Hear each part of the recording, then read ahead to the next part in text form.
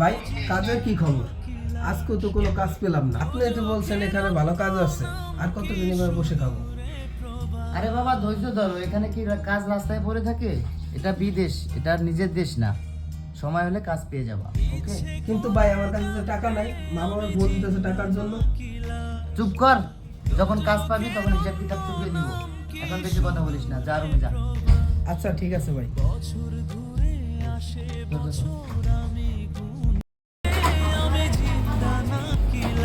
আমার তো খুব খিদা লাগছে, কতদিন ধরে খাই নাই। আমার একটু সহযোগিতা করবেন?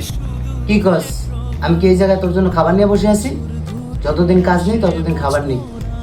কিন্তু ভাই, কাজ তো আমি পাইতেছি না। আপনি তো বলছিলেন কাজ দিবেন, খাবার দিবেন। আমার কথা বাদ দে, এনে যদি তোর বয় বয় খাওয়ান লাগে তোর দেশে চলে যা।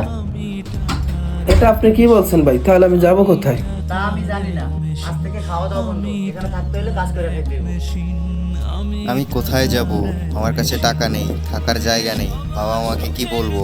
আমি যে তাদের জন্য অনেক স্বপ্ন নিয়ে এসেছিলাম, এখন সব শেষ।